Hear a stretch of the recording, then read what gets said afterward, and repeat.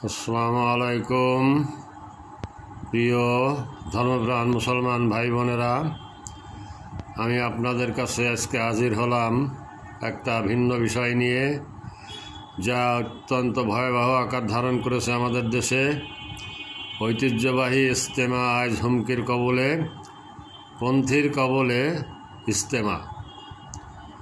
তো এই পন্থীদের যন্ত্রণায় আজ ইসলাম শতদা বিভক্ত, অথচ ইসলামে বিভক্ত সৃষ্টিকারীদের প্রতি অত্যন্ত খারাপ ভাষায় তিরস্কার করা হয়েছে। ইসলামের শুরু থেকে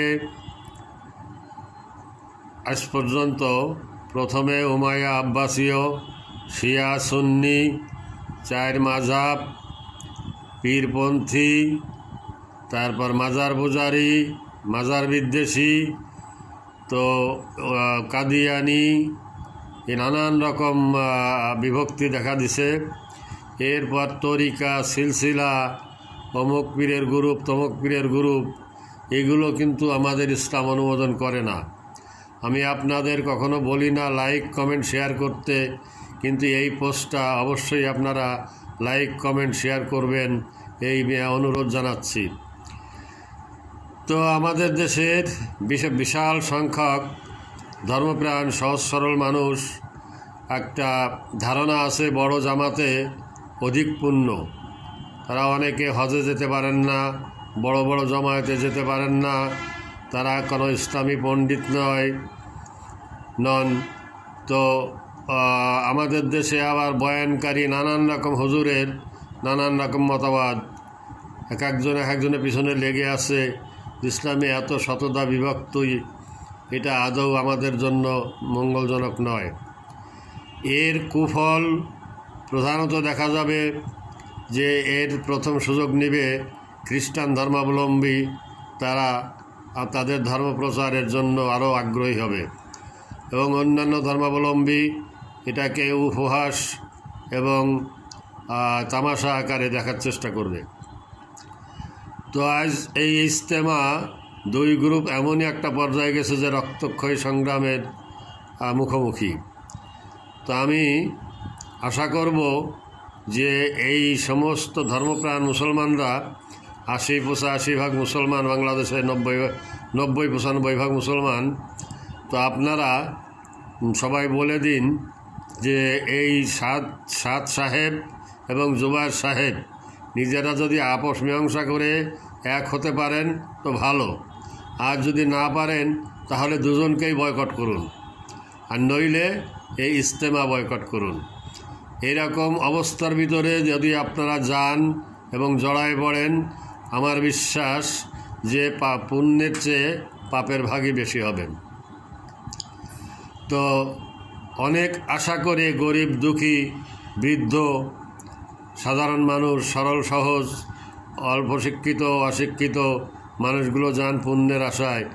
অমানসিক কষ্ট সহ্য করেন তারা, কখনো ঝড় বৃষ্টির কবলে পড়েন, প্রচণ্ড শীতে, ভিড় ঠেলে, মাথায় বোঝা নিয়ে মাইলের পর মাইল হেঁটে তাঁবুর ভিতরে তারা কয়েকদিন অপেক্ষা করেন যে একটা বিশ্ব মুসলিম সমাবেশ, এখানে আসলে তারা পুণ্য সঞ্চয় করতে পারবেন, আখেরাতের পাথেও জোগাড় করতে পারবেন। কিন্তু আমাদের এই বিভক্ত সৃষ্টিকারী আলেম সমাজের যে কায়েমি স্বার্থ, নেতৃত্বের স্বার্থ, কোন্দল, এটা আমাদের বিপথে নিয়ে যাচ্ছে আমি বলে মনে করি।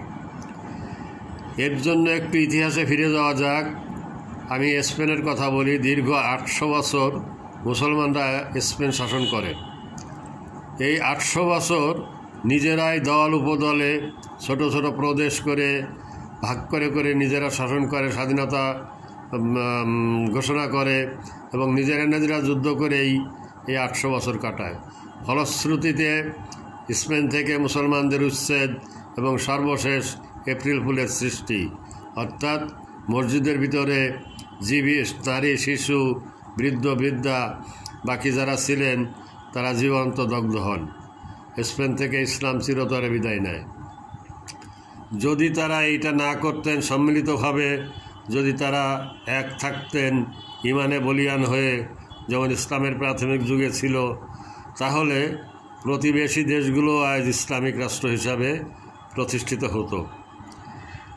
তো ইসলামের এই যে আলেম সমাজের ভিতরেও যে ক্ষমতার দ্বন্দ্ব প্রসার, মানে এটাকে কী বলে, যে তাদের সুনাম, অর্থ, যশ এইটা ঢুকে গেছে, এটা আমাদের জন্য অত্যন্ত ক্ষতিকারক। এর থেকে আমি মনে করি যে আপনারা যে যা জানেন ব্যক্তিগত উদ্যোগে আপনারা সেটা শেখার চেষ্টা করেন। আল্লাহ এক, রাসূল সাল্লাল্লাহু আলাইহি সাল্লাম আমাদের এক ইমাম, এবং কোরআন আমাদের একমাত্র গ্রন্থ, পথ প্রদর্শক। আপনারা নিজেরা যতটুকু পারেন, না পারলে ব্যক্তিগত উদ্যোগে কোনো ভালো আলিমের সান্নিধ্যে যেয়ে নিজেদের প্রয়োজনীয় গুরুত্বপূর্ণ ইবাদতগুলো শিখে নেন, জেনে নেন, তাই করেন। কিন্তু এইরকম রক্তক্ষয়ী সংগ্রামের দিকে যাচ্ছে যে সংগঠন, আমি মনে করি তাকে বয়কট করার সময় এসেছে। আমি জানি না ব্যক্তিগত জীবন তাদের কেমন, মৌলানা সাদ সাহেব এবং জুবায়ের সাহেব, খুঁজে দেখব পরবর্তীতে। আরেকটা ভিডিও আমি করবার ইচ্ছা আছে। তো তারা দুই মুরব্বী নিজেরা কেন এক হতে পারতেছেন না? তারা যদি সত্যিকারে বুজুর্গ ব্যক্তি হন, তারা যদি সত্যিকারে ইসলাম দরদি আলিম হন, তাহলে তো নিজেরা বসে এর একটা সমাধান বের করতে পারেন। দুইজনের যথেষ্ট প্রভাব আছে এই মুসলমানদের, ধর্মপ্রাণ মুসলমানদের প্রতি। তো সুতরাং আমি মনে করি যে তাদের নিজ উদ্যোগে তারা একত্রিত হয়ে এই হানাহানি, এই রক্তক্ষয়ী সংগ্রামের পথ, এই হিংসা বিদ্বেষের পথ থেকে সাধারণ ধর্মপ্রাণ মুসলমানদের ফিরিয়ে আনতে পারেন। আর যদি সেই উদ্যোগ তারা না নেন এবং যদি সেটা তারা না করেন, তাহলে আপনারা কাউকে আর ইমাম মানবেন না। আমাদের ইমাম রাসূল সাল্লাল্লাহু আলাইহি ওয়াসাল্লাম, আমাদের সংবিধান, কোরআন, আল্লাহ আমাদের একমাত্র মাবুদ। আমি আপনাদের কাছে বিনীত অনুরোধ জানাবো যে হয় তারা এক হবেন, অথবা তারা এই যে রক্তক্ষয়ী এই যে সংগ্রামের পথ থেকে বিরত থাকবেন, আর না হলে তাবলীগ ইজতেমাটাকেই আপনারা বয়কট করুন। ঐতিহ্যবাহী একটা সংগঠন সম্মেলন হতো আমাদের দেশে, আখেরি মোনাজাতের দিন আমি দেখেছি গাড়ি ঘোড়া বন্ধ, লাখো কোটি লোকের সমাবেশ। তো সেটাও যদি বন্ধের পথে চলে যাচ্ছে আর এরকম মানে সহিংস আন্দোলনের দিকে যাচ্ছে, তো আমি আপনাদের কাছে অনুরোধ জানাবো যে আপনারা আবারও আপনাদের মুরব্বীদের মাধ্যমে বা আপনারা যার যার অনুসারী তার মাধ্যমে হুঁশিয়ারি উচ্চারণ করে দেন যে আপনারা এক হন, সম্মিলিত হন, আমাদের সঠিক দিক নির্দেশনা দেন, আর না হলে আমরা আপনাদের বয়কট করব।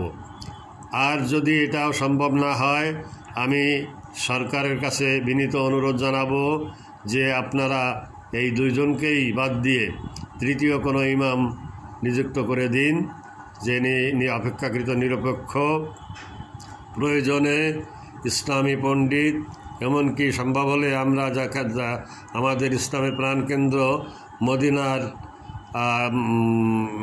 মদিনার আলিমদের বা কাবা ঘরের ইমাম সাহেবের সাহায্য সহযোগিতা বা পরামর্শ নেওয়া যেতে পারে। আর নইলে অত্যন্ত খারাপ দিকে যাচ্ছি আমরা, আমাদের মুসলমানদের ভবিষ্যৎ অত্যন্ত অন্ধকার। সবাইর জন্য শুভকামনা করে আমি আবার আরেকটা ভিডিও করব মৌলানা সাদ এবং জুবায়ের সাহেব সম্পর্কে একটু তথ্যপত্র জোগাড় করে, আর আমি আপনাদের সামনে আবার হাজির হব। ধন্যবাদ সবাইকে। সবার ঈমান আল্লাহ রক্ষা করুন, সবাইকে হেফাজত করুন, ইসলাম হেফাজত করুন, আমিন। আরেকটা কথা মনে করায় দেই, আমাদের ইসলামকে সংরক্ষণ করার জন্য আমার আল্লাহই যথেষ্ট, আমাদের কোরআনই যথেষ্ট। আমরা কোনো মুরব্বী বা কোনো মৌলানা সাদ সাহেব বা জুবায়ের সাহেব ইসলামের জন্য এত অপরিহার্য নন। ধন্যবাদ সবাইকে।